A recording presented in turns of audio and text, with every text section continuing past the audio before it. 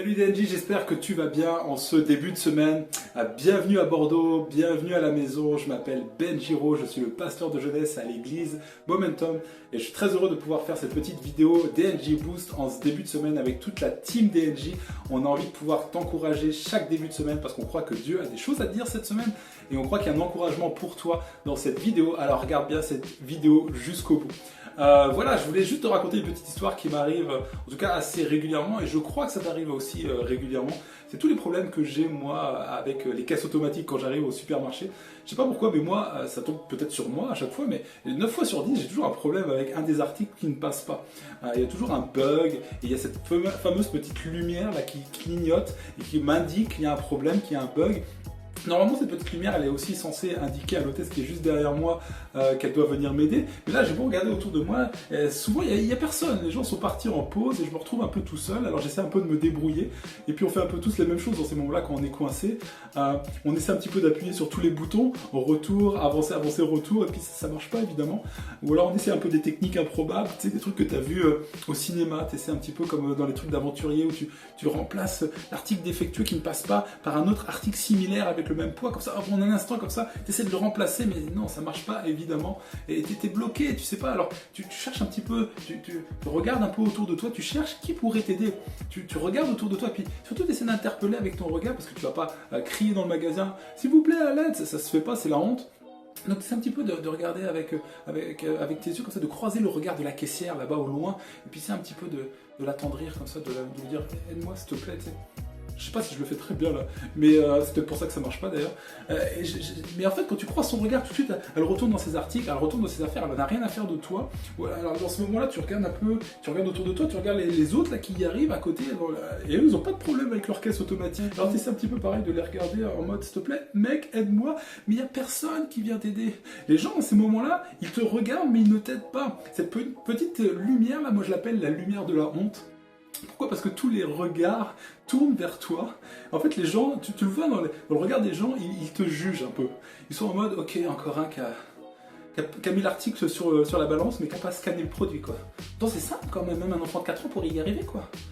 Tu le vois dans tu sais, ils te jugent, mais en fait, ils ne t'aident pas. Ils te jugent, mais eux, ils sont aux caisses normales, parce qu'ils justement, ils ont peur des bugs et des problèmes qu'il y a aux caisses automatiques. Bref, tu te sens tout seul, et tu regardes autour de toi, et tu pourrais te dire, mais je crois que ça y est, je vois pas d'où va me venir le secours là. Je vois pas qui c'est qui va venir m'aider. Ça y est, je vais mourir là. J'appelle ma femme là pour lui dire que c'est fini. Je vais rester ici. Tu te demandes d'où va te venir le secours. Pourquoi je dis ça? C'est parce que bien souvent dans nos vies, en fait, on se retrouve à la caisse automatique, à l'arrêt. Moi, ça m'arrive, et je suis sûr que ça vous arrive également, d'être à l'arrêt dans vos vies en vous disant d'où va me venir le secours? Il n'y a personne, j'ai tout essayé et je vois pas humainement qui c'est qui va venir m'aider dans ma galère. J'ai tout essayé humainement, je connais les techniques, j'ai tout essayé, j'ai envoyé tous les CV à toutes les entreprises, mais j'ai eu aucun retour. J'ai essayé toutes les demandes de bourse, mais il n'y a personne qui m'a répondu. J'ai essayé toutes les techniques pour me sortir de cette addiction, toutes les techniques pour me réconcilier. J'avais pourtant la bonne notice, mais j'ai l'impression que ça marche pas, je me retrouve tout seul. J'essaie de demander de l'aide un petit peu comme ça, comme avec les regards. J'essaie de demander de l'aide, mais il n'y a personne qui vient m'aider. Ça m'énerve de voir les autres à côté de moi qui sont dans des situations similaires, mais qui eux s'en sortent et n'ont pas l'air de galérer. Je suis à la caisse automatique, je me retrouve tout seul et je me pose la question, mais d'où va me venir le secours? Qui va venir humainement? En fait, j'explore toutes les possibilités dans mon esprit et je vois absolument pas comment je vais me sortir de ça. Perso, dans ma vie, ça m'est arrivé bien souvent, des situations comme ça, des saisons comme ça. Et ce qui m'a aidé, c'est de me rappeler le psaume 121. Le psaume 121, dans le psaume 121, le psalmiste déclare, il commence déjà avec cette question. Je regarde vers les montagnes, d'où me viendra le secours? Donc il regarde à son impossibilité. Et il dit, mais je ne vois pas d'où va me venir le secours. Mais tout de suite, juste après cette impossibilité, juste après la situation de départ, il déclare à qui il s'adresse. Il rappelle à son âme à qui il s'adresse. Il dit, le secours me vient de l'Éternel, celui qui a créé les cieux et la terre. En fait, le psalmiste, il prêche à son âme, il rappelle à son âme qui va le secourir vraiment?